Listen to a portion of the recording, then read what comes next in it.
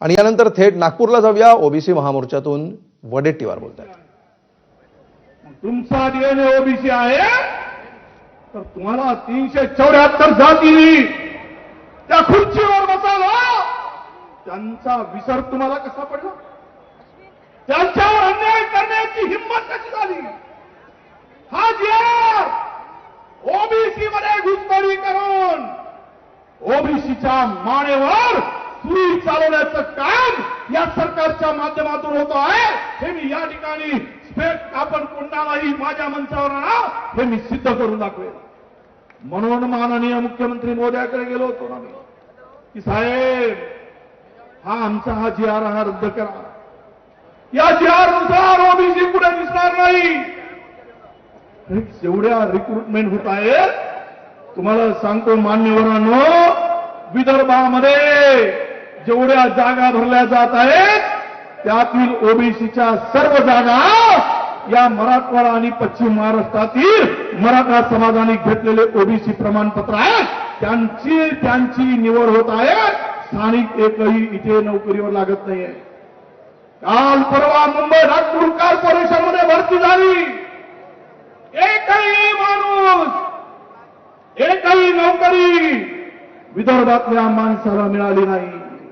आमच्याकडे जेवढे कृषी सहाय्यक आले, माहिती काळा जिल्ह्यात तालुक्यात एकही माणूस आपला नाही.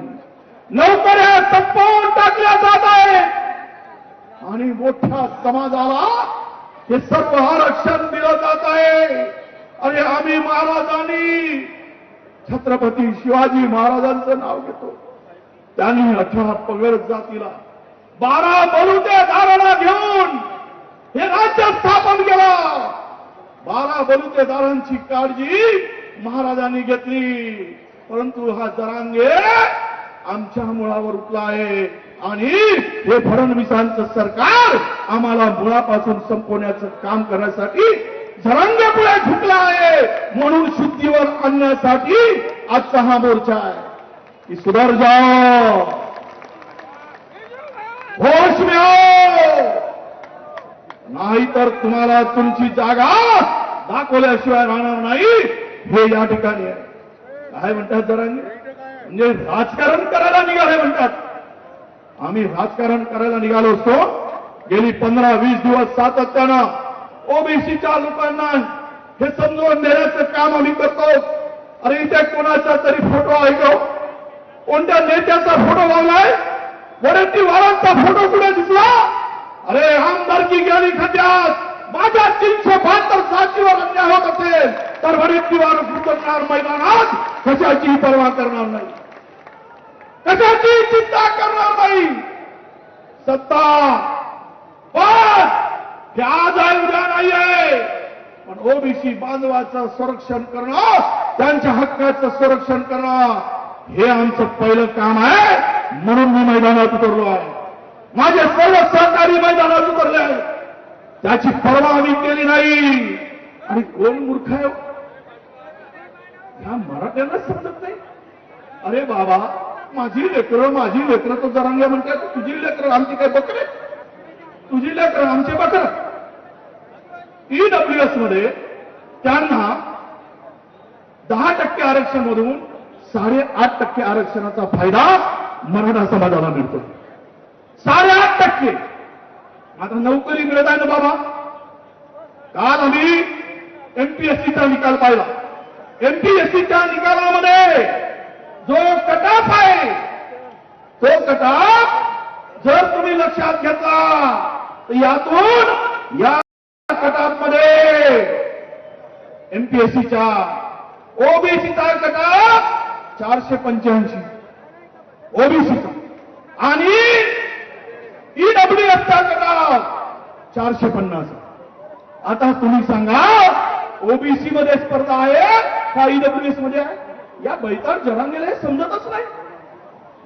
अरे फायदा मराठा तरुणांचा कुठे? आणि आम्ही पहिले 10x10च्या खोलीमध्ये 50 जण झोपतो तर का आमच्या मुलावर झोपायला पाठवतो? कुठे मिळणार आम्हाला हक्काचा? अरे घ्यायचं असेल तर आमच्या वडील मराठा समाजाच्या, मी सर्व नेत्यांना सांगतोय आम्ही विरोधात नाही तुमच्या. मराठा समाजाला आरक्षण मिळालं पाहिजे, ही आमची भूमिका राहील. मराठा समाजाला आरक्षण दिलं पाहिजे यासाठी जरांगे उपोषणाला बसले. त्यावेळेस मी तिथे गेलो होतो आणि सांगितलं माझा पाठिंबा. त्यावेळेस या ठिकाणी तुम्हाला माहित असेल, त्यावेळेस कुणबी नोंदी या ठिकाणी फक्त आणि फक्त यामध्ये माझा व्हिडिओ व्हायरल केला जातो. त्या व्हिडिओमध्ये मी सांगतो त्यावेळेस 8,300 फक्त मराठा आपल्या कुणबी नोंदी होत्या पूर्ण मराठवाड्यामध्ये. म्हणून मी भूमिका घेतली की 8,300 नोंदी आहेत त्या सर्व लोकांना कुणबी प्रमाणपत्र देण्यास आमचा विरोध नाही, आम्ही कोणी विरोध करणार नाही, ही भूमिका त्यावेळेस घेतली. परंतु ज्यावेळेस शिंदे समिती आली त्या शिफारसीनंतर मराठवाड्यामध्ये 2 वर्षामध्ये मागच्या 2,41,000 प्रमाणपत्र वाटले गेली. 2,41,000 आणि आज रोज 1,000 प्रमाणपत्र वाटली जातात. म्हणजे पूर्ण मराठा समाज ओबीसी मध्ये आला. एमबीबीएस मध्ये तुमचा नंबर लागणार नाही, मेडिकल मध्ये लागणार नाही, इंजिनियर मध्ये लागणार नाही, नोकरी मिळणार नाही, कारण पहिलवान ते आहे, हिंद केसरी ते आहे, तुम्ही पहिलवान ते आहे आणि आम्ही काय आहोत कुपोषित. कुपोषित माणसाला घराबाहेर काढण्याचं काम होईल आणि यामधून सर्वात नुकसान कोणाचं होणार आहे?